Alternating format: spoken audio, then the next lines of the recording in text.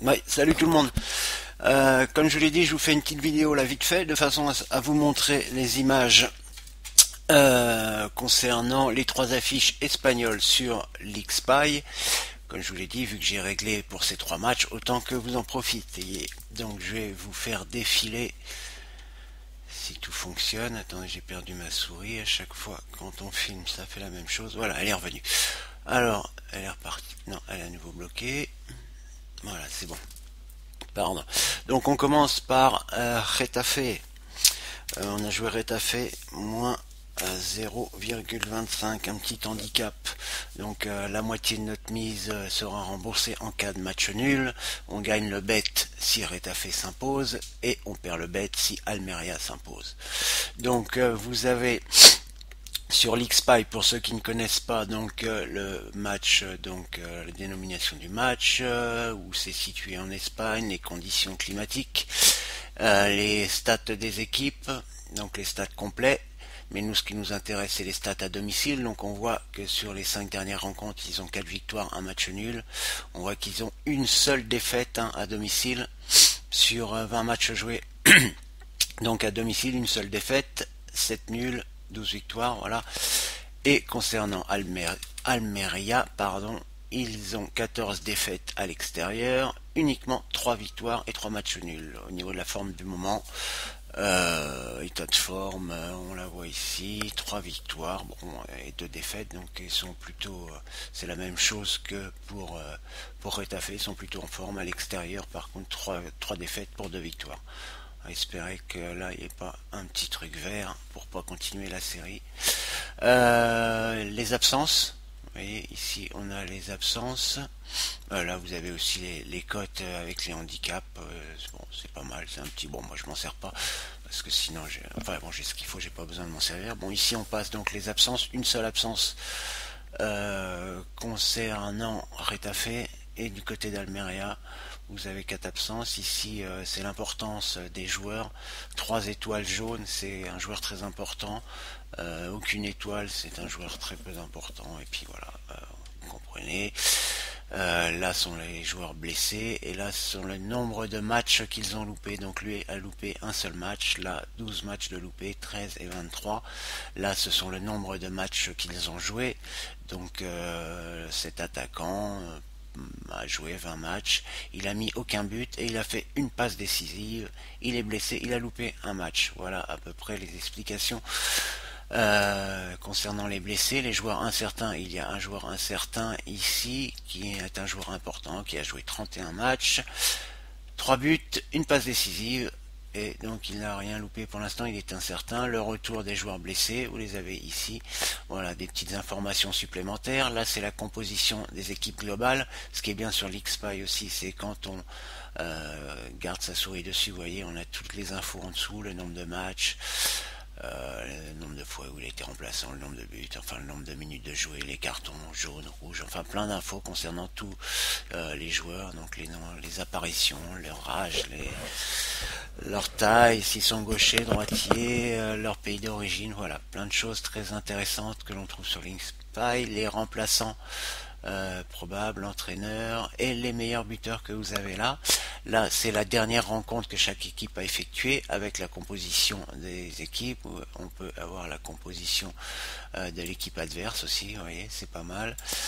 Voilà le déroulement pendant le déroulement du match. Ensuite, ce qu'il y avait sur le banc, les joueurs manquants lors de leur dernier match, et vous avez un petit résumé vidéo. Pour en revenir donc à notre affiche, prochain match, c'est l'avant-dernière journée, donc il ne reste plus qu'un match à jouer pour ces deux équipes. Les derniers résultats, vous les avez ici concernant donc les deux équipes. Les derniers résultats à domicile, on voit qu'il n'y a aucune défaite. On a vu qu'au cours de la saison, Retafe avait perdu un seul match. Les derniers résultats à domicile, mais surtout les matchs à l'extérieur, c'est ce qui nous importe le plus pour Almeria. Vous voyez quand même pas mal de défaites, seulement 3 victoires.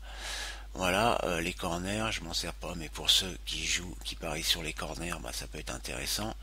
Leur dernière confrontation, je crois qu'ils n'ont pas, ils n'ont jamais perdu. On va regarder sur un autre site, c'est plus lisible que là-dessus. Voilà, vous voyez, Almeria n'a jamais gagné en déplacement à Retafe. Voilà. Bon, faut que je puisse enlever ça. J'ai mon blocage de souris vu que j'ai éteint la vidéo et que je la reprends. Après, on va être tranquille et que je l'ai reprise. Voilà. Bon, on vire ça. Donc, et puis le classement complet. Donc, Retafe, ils sont 3e. Almeria 16e. Classement à domicile, Retafe est 2e. Et à l'extérieur, Almeria 21e. Donc, rien qu'en se contentant de tous ces éléments-là, hein, est facile.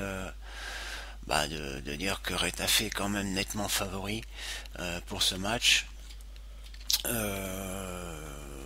s'est accordé une petite marge de sécurité en jouant le handicap moins 0,25.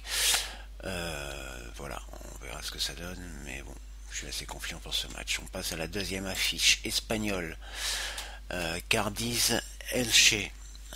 Sur celui-là, vous ai proposé un HNB. On va passer un peu plus vite, hein. Il y a 3 matchs, donc je vous ai expliqué comment ça se passait sur l'X-Py, donc maintenant vous connaissez. Donc voilà, forme du moment, beaucoup de matchs nuls, donc c'est pour ça que j'ai privilégié le HNB, vous voyez, dans les 5 derniers matchs, 4 matchs nuls, une défaite, que des défaites, là pratiquement à part une victoire. À l'extérieur et beaucoup de blessés du côté de Elche. Vous voyez, pas mal de blessés, des joueurs importants. Bon, des blessés de longue date là, mais là c'est des blessés assez récents hein, qui n'ont loupé que 2 matchs, 4 matchs, 7 matchs. 3 étoiles pour lui, 2 et 2 étoiles, hein, vous voyez, des joueurs, il a joué 30 matchs, lui 19 matchs, 31 matchs, donc on voit que ce sont des titulaires, donc des absences importantes, ce qui n'est pas le cas pour Cardiz. Voilà, vous ferez des arrêts sur image hein, si vous voulez avoir plus d'infos. Bon, par contre, bien sûr, vous n'avez pas les infos quand on garde la souris, mais bon, c'est déjà ça. Les petits résumés, vous pouvez aller les voir aussi. Il y a un site qui est super bien, dont j'ai déjà parlé une fois. Je sais plus le nom, mais bon, c'est pas le but de la vidéo. Les derniers résultats, encore une fois, vous faites des arrêts sur image, je m'arrête pas. Et puis le classement, Cardiz 5e, Elche avant-dernier, donc match important hein, s'ils veulent rester dans le groupe de tête pour pouvoir avoir une chance de jouer éventuellement la montée.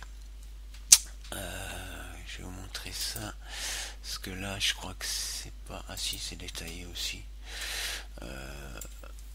Hop, voilà. Le classement, vous voyez, hein, c'est de la 3e à la 6e place où il joue à les qualifications pour avoir une chance d'avoir la dernière place pour la montée apparemment. Donc Cardiz, il faut qu'ils gagnent leurs 2 derniers matchs ou au moins un match pour pas se sortir de ce groupe, donc un match d'importance pour eux. À l'inverse, Elche, c'est assez mal barré, il faudrait qu'ils gagnent leurs 2 derniers matchs pour pouvoir se sortir de cette situation. Et encore, quand je regarde leur goal average, ils sont à moins 11, alors que s'ils gagnent un match, ils se retrouvent à 49 points. Là, même s'ils gagnent leurs 2 matchs, 49 points, ils ont quand même un meilleur goal average. Donc tout ça pour vous dire que c'est mal barré pour Elche.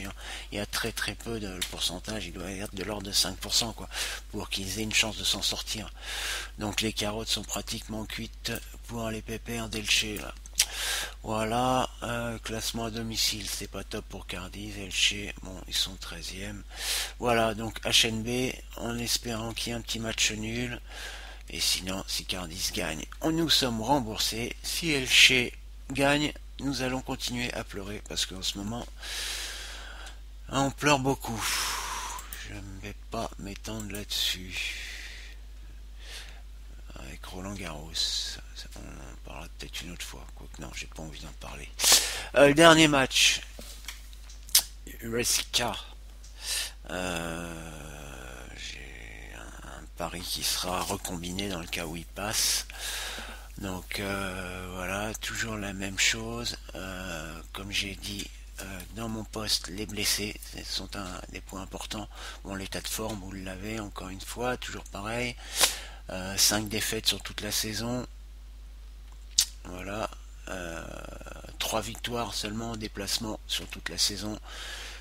Forme du moment, hein, vous voyez, 3 nuls, une défaite, une victoire, 2 nuls, 2 victoires, bon, des blessés, vous voyez, un joueur, 2, 3, tous ces joueurs sont des joueurs très importants. Et en plus il y a des buteurs là, deux milieux de terrain, mais vous voyez là il y en a un qui a mis 9 buts, 4 buts, 3 buts, 6 passes décisives, 5 passes décisives. Oui, c'est mes dents, je zozote encore un peu. Voilà, des joueurs importants qui sont absents du côté de qui, de Numancia, et là les joueurs moins importants. Voilà, comme tout à l'heure, vous faites des arrêts sur image si vous le souhaitez. Voilà, je vous fais défiler, que vous pouviez, ouais, enfin, afin que vous puissiez, là, je vais y arriver, profiter de l'XPy gratuitement. Voilà, j'arrive à la fin. Voilà, bon, et ben, j'espère que ça pourra rendre service à quelques-uns d'entre vous. Je me plug tout ça. Et puis on va aller regarder le tennis, et puis en espérant que ça se passe un peu mieux que dernièrement pour ces matchs qui ont lieu.